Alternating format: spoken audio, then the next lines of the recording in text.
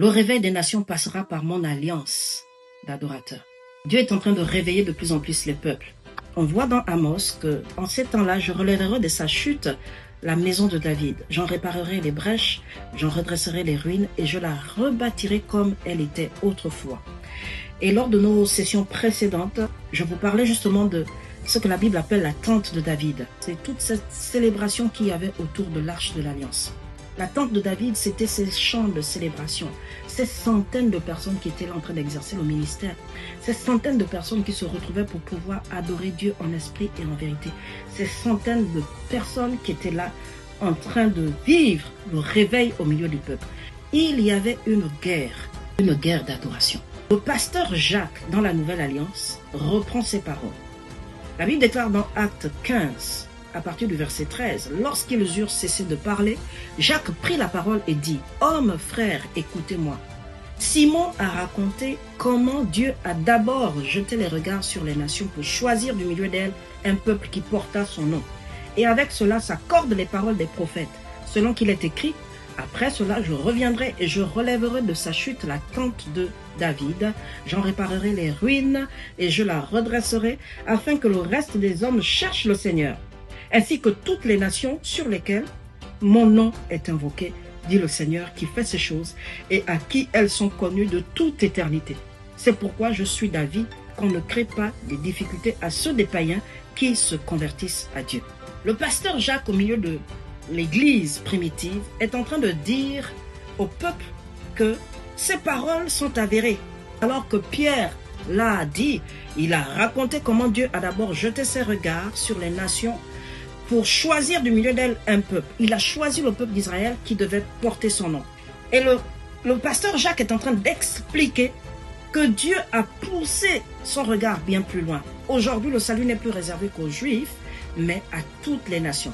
Mais le Seigneur mentionne quelque chose de puissant. La Bible dit l'objectif au verset 17, c'est que le reste des hommes cherche le Seigneur, ainsi que toutes les nations sur lesquelles son nom est invoqué. Ainsi que toutes les nations sur lesquelles son nom est invoqué. Qui d'autre que les sacrificateurs, qui d'autre que les adorateurs sont mieux placés pour invoquer le nom de l'Éternel? Dieu est en train de nous expliquer dans ce texte que le réveil vient là où l'autel d'adoration est dressé.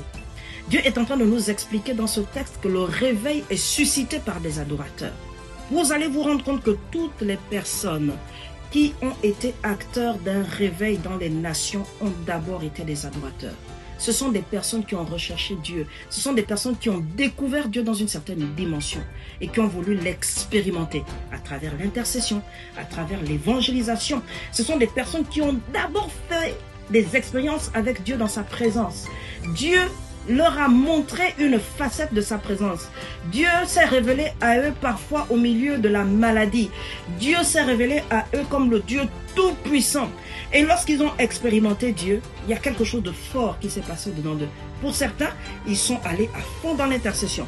Pour d'autres, ils sont allés dans l'évangélisation. Mais toujours est-il qu'à la base, ce sont des personnes qui ont recherché le Seigneur. Et ils ont invoqué Dieu.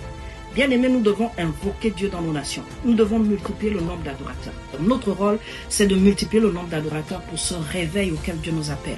Dieu nous parle d'alliance parce qu'il n'est pas question de le faire en dehors de notre alliance avec lui. Dieu nous parle d'alliance parce que ce réveil est impulsé par l'esprit de l'Église. L'esprit, la Bible dit l'esprit et l'épouse disent viens. L'esprit qui nous a été donné, c'est le Saint-Esprit qui va impulser ce réveil. Et nous, en tant qu'Église, en tant que corps de Christ, nous devons suivre le mouvement de l'Esprit. Nous devons crier à Dieu.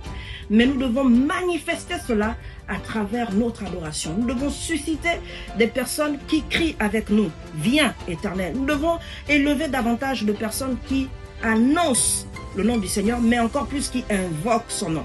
La Bible déclare que celui qui invoquera le nom du Seigneur sera sauvé. Et donc nous, en tant qu'adorateurs, nous devons faire vivre aux nations le réveil.